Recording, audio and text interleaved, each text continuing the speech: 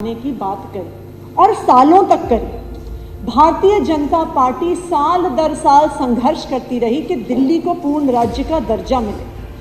हर साल जब भी वो लोकसभा का चुनाव लड़ते थे, मैं उनके इतने मैनिफेस्टो लेके आई हूँ, 1989, 1991, 1996, 1998, 2004, हर बार वो एक वादा ज़रूर करते थे। वो ये वादा करते थे कि हम दिल्ली को पूर्ण राज्य का दर्जा देंगे। बीजेपी के बड़े बड़े दिग्गज नेता अडवाणी जी, वाजपेयी जी, सुषमा स्वराज जी, मदन लाल खुराना जी, सबने बार बार हर फोरम पर यही बात करी कि हमें दिल्ली को पूर्ण राज्य का दर्जा देना। 2013 में जब दिल्ली में विधानसभा चुनाव था, मैं कुछ उस समय के इनके ट्वीट्स इकट्ठे करके लाई हूँ भारतीय जनता पार्टी के। ये भारतीय जनता पार्टी का ही ट्विटर का हैंडल है जो बार बार यही कहता रहा कि दिल्ली को पूर्ण राज्य का दर्जा मिलना चाहिए, दिल्ली वालों को अपना अधिकार मिलना चाहिए। 2013 का भारतीय जनता पार्टी का मैनिफेस्टो सबसे पहले ये कहता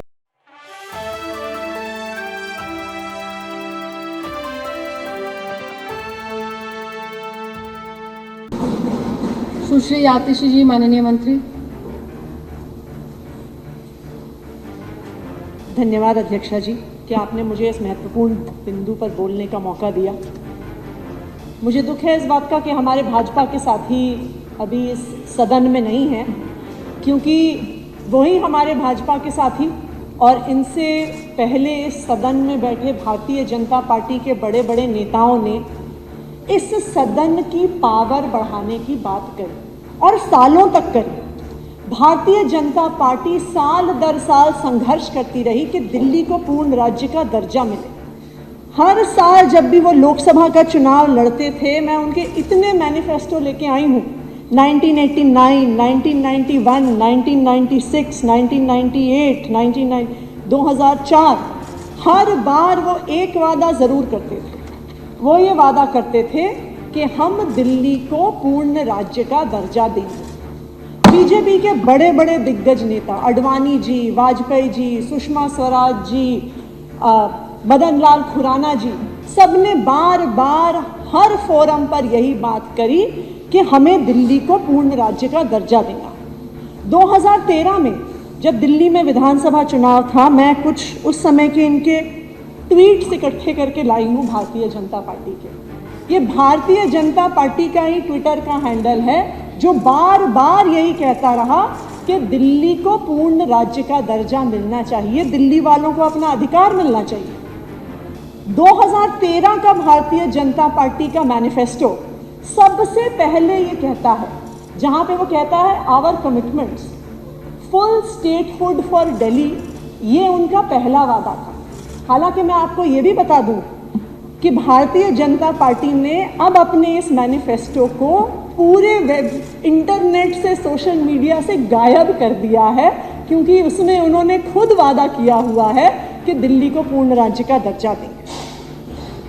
2014 में भी अगर आप इसमें देखिए, जब 2014 में भारतीय जनता पार्टी केंद्र का चुनाव जीत कर आई, तो हर्षवर्धन जी ने कहा कि सबसे पहला जो हम वादा पूरा करेंगे, जो मोदी जी वादा पूरा करेंगे, वो दिल्ली को पूर्ण राज्य का दर्जा देने के लिए करेंगे। तो इतनी लंबी लड़ाई जो वो लड़ते आए कि दिल्ली को पूर्ण राज्य का दर्जा देंगे, तो 2014 के बाद ऐसा क्या हो गया कि वो अपना वादा भूल गए। एक्चुअली अध्यक्षा जी, 2015 में दिल्ली में कुछ अद्भुत हो गया, जिससे ये भारतीय जनता पार्टी के हमारे साथी हो गए परेशान। 2015 से पहले दिल्ली के लोग भी बाकी देश के लोगों की तरह परेशान रहते थे, हताश रहते थे, निराश रहते थे। बहुत सिनिसिज्म से वो राजनीति को, पॉलिटिशियंस को देखते थे। क्यों? क्योंकि उनको लगता था कि चुनाव में किसी को भी वोट दे दो, क्या फर्क पड़ता है। सरकारें आती हैं, सरकारें जाती हैं, पार्टियां आती हैं, पार्टियां जाती हैं, लेकिन एक आम आदमी की जिंदगी में कोई बदलाव नहीं आता। एक आम आदमी को महीने की पहली तारीख पे ये सोचना पड़ता है कि इस महीने मेरा घर कैसे चलेगा। एक आम आदमी को यह सोचना पड़ता है कि अगर मेरे परिवार में कोई बीमार हो गया तो परिवार के सारे जेवर, परिवार की सारी ज़मीन को गिरवी रखना पड़ेगा। एक आम आदमी ये सोचता है कि अगर हमें अपने बच्चे को अच्छी शिक्षा देनी है तो हमें अपने पेट काट के बच्चे को प्राइवेट स्कूल में भेजना पड़ेगा। कोई फर्क नहीं पड़ता कि कौन सी सरकार आती है, कौन सी सरकार जाती है। लेकिन 2015 में दिल्ली के लोगों ने देखा कि दिल्ली की राजनीति में एक ऐसा आदमी आया जो नेता नहीं था, जो उनका बेटा था, उनका छोटा भाई था, जिसने उनको वादा किया कि उनकी जिंदगी को बेहतर बनाएगा। 2015 में दिल्ली के लोगों ने आम आदमी पार्टी को, अरविंद केजरीवाल जी को अपना प्यार दिया, अपना आशीर्वाद दिया, अपनी वोट दी और इस सदन में 70 में से 67 सीट जिता के भेजा आम आदमी पार्टी को, अरविंद केजरीवाल जी। यहीं से भारतीय जनता पार्टी की कहानी पलट गई। उन्हें समझ में आ गया कि अगर अरविंद केजरीवाल जी की राजनीति सक्सेसफुल हो गई, वो राजनीति जो भ्रष्टाचार खत्म करती है, वो राजनीति जो फ्री बिजली देती है, वो राजनीति जो घर घर पानी पहुंचाती है, वो राजनीति जो सबको अच्छा इलाज देती है, बच्चों को अच्छा भविष्य देती है, तो भारतीय जनता पार्टी की राजनीतिक दुकान बंद हो जाएगी।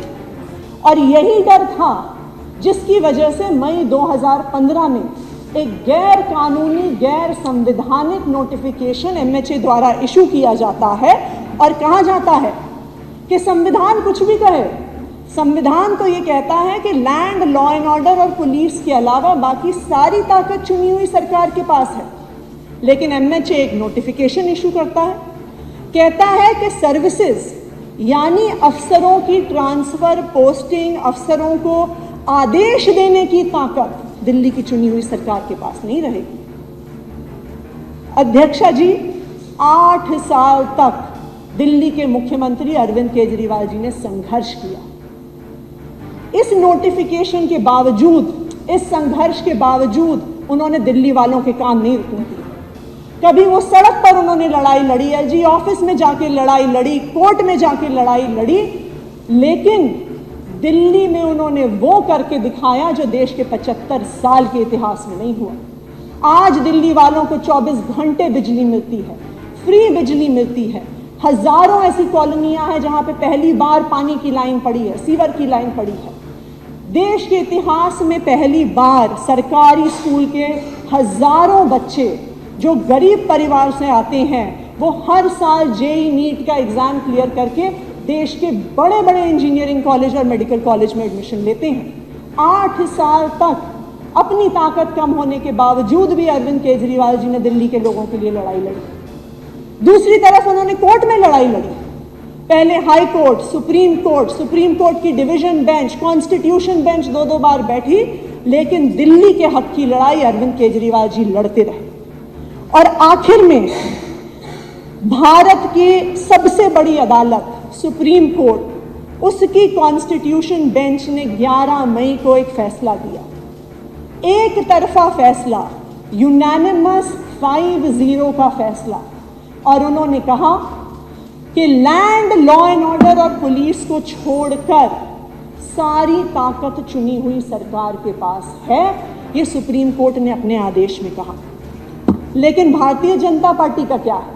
ना तो वो लोकतंत्र का सम्मान करते हैं, ना तो वो संविधान का सम्मान करते हैं, और अब तो वो सुप्रीम कोर्ट का भी सम्मान नहीं करते, क्योंकि इस सुप्रीम कोर्ट के आदेश के बाद 8 साल के कोर्ट में संघर्ष के बाद ये सुप्रीम कोर्ट का आदेश आया और भारतीय जनता पार्टी की केंद्र सरकार ने 8 दिन में सुप्रीम कोर्ट के इस आदेश को एक ऑर्डिनेंस के माध्यम से पलट दिया।